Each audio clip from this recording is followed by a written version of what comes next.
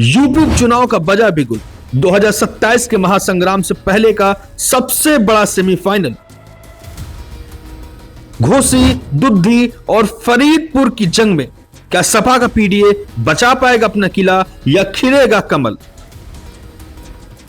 दो पर सपा का दबदबा तो एक पर बीजेपी दिख रही है भारी।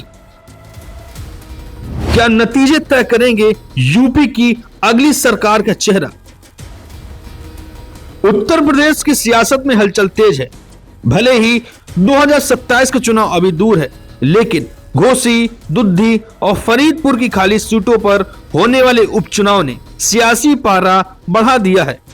इसे महज उपचुनाव नहीं बल्कि 2027 का सेमीफाइनल कहा जा रहा है। तो आइए आपको बताते हैं इन तीनों सीटों पर इस वक्त किसका पड़ रहा भारी है और क्या अखिलेश यादव का पीडीए इस बार भी कामयाब हो पाएगा या नहीं।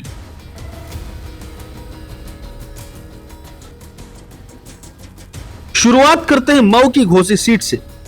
यह सीट सपा विधायक सुधाकर सिंह के निधन से खाली हुई है। घोसी केवल एक विधानसभा सीट नहीं बल्कि सपा के पीडीए फार्मूले की प्रयोगशाला है। 2023 के उपचुनाव में अखिलेश यादव ने यहां भाजपा को पटखनी दी थी। वर्तमान रुझान बताते हैं कि यहां सपा अभी भी फ्रंट फुट पर है। तो चलिए समझते हैं घोसी का समीकरण।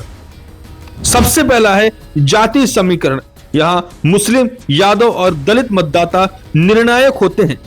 दूसरा, सपा की ताकत क्या है? यहां पर सपा की ताकत है मजबूत संगठन और पिछला ट्रैक रिकॉर्ड।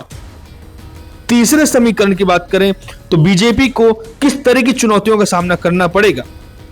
दरअसल दल बदल और स्थानीय चेहरों के बीच सामंजस्य की कमी है, जिस वजह से बीजेपी को यहां पर चुनौती का सामना करना पड़ेगा। अब बताते हैं सोनभद्र की दुद्धी एसटी सीट की। विजय सिंह गोंड के निधन के बाद यह सीट खाली हुई है। यह आदिवासियों का गढ़ माना जाता है और यहां मुकाबला त्रिकोणीय हो सकता है, लेकिन फिलहाल सपा अपने पुराने प्रभाव के दम पर भारी पड़ती दिख रही है। हालांकि भाजपा की नजर यहां के लाभार्थी वर्ग पर है।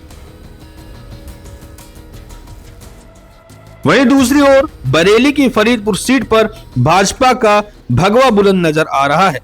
श्याम बिहारी लाल की विरासत को आगे बढ़ाने के लिए भाजपा यहां पूरी ताकत झोंक रही है। बरेली मंडल में भाजपा का संगठन हमेशा से मजबूत रहा है, जिससे यहां सपा के लिए राह आसान नहीं होगी। आखिर क्यों इन चुनावों को सेमीफाइनल माना जा रहा है? इसके पीछे के 3 कारण हैं। पहला कारण है अखिलेश का पीडीए। क्या दलित और पिछड़ा वोट बैंक सपा के साथ टिका रहेगा? दूसरा कारण है योगी का बुलडोजर और सुशासन। क्या कानून व्यवस्था का मुद्दा भाजपा को माइलेज देगा? और तीसरा कारण है संगठनात्मक परीक्षा, यानी कि दोनों पार्टियों के जमीनी कार्यकर्ताओं की सक्रियता का टेस्ट होगा। यूपी की 3 सीटों का नतीजा केवल विधायक नहीं चुनेगा बल्कि 2027 के लिए जनता का मूड भी बताएगा। क्या भाजपा अपनी एक सीट बचाकर सपा के गढ़ में सेंध दिलाएगी या फिर अखिलेश यादव 2024 की लय को बरकरार रखेंगे? यह देखना काफी दिलचस्प होगा।